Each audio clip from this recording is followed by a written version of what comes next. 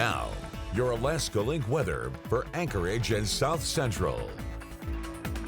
Well, we are almost to the weekend, but that is where our weather pattern is going to start to change. Now, we're still with some quiet and mild conditions as we have been here through much of this week, with a low temperature tonight hanging on to 27 degrees. Now, what we will be watching for, though, is that we're going to start off this active weather pattern with a gradual return. Now, we're timing out a quick little system that will be pushing in from the east, affecting mostly our eastern communities, especially from Kodiak Island up through portions of our eastern Kenai, potentially working into the valley. If it does, it is looking to be on the lighter side. We'll then work into a little bit of a dry and mild Saturday, but we will be noting that a low pressure system coming out of the northern Pacific will nestle its way across the Alaska Peninsula, and that's going to be able to send in some stronger flow from the northern Pacific, allowing for some rounds of precipitation, but still keeping us mild starting late Saturday and potentially holding through much of next week.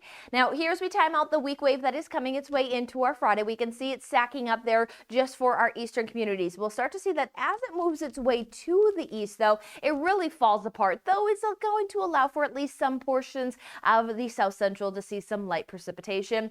Some of that may be snow showers. It really will be dependent on timing, as when we take a look at that accumulation, we at least see some little amounts for everyone. Now, some of that does include that arrival of that next active weather pattern late Saturday, but for the most part, everybody might get a little dosing, a little sprinkle, maybe a little snow shower. As mentioned, it does depend on timing. As if temperatures are around freezing, it would be snow showers, but we're still noting that we're with a still fairly mild weather pattern.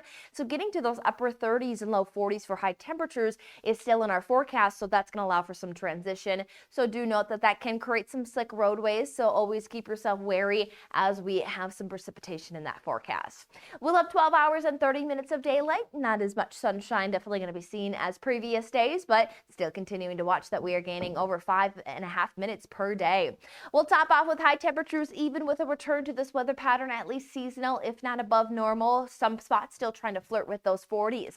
Into that Saturday forecast, we'll talk about some times of some sunshine, even looking at mid 40s there, back for Palmer, Wasilla, Kenai, even at 42 degrees. But by end of day Saturday, we'll start to see that precipitation move back over the Kenai Peninsula, and then that wave of energy is going to continue to take over much of the south central and keep us active. It does look like it's going to bring its highest impacts to our coastal areas. The one concern that we will need to keep an eye on for inland spots is that we will have high temperatures into those 40s still possible, but then lows do get down towards that freezing mark. So that changeover of precipitation type is what could lead to some tricky travel conditions, tricky timing conditions. But again, we'll continue to see that waves of energy may keep us active at least for the early portion of next work week.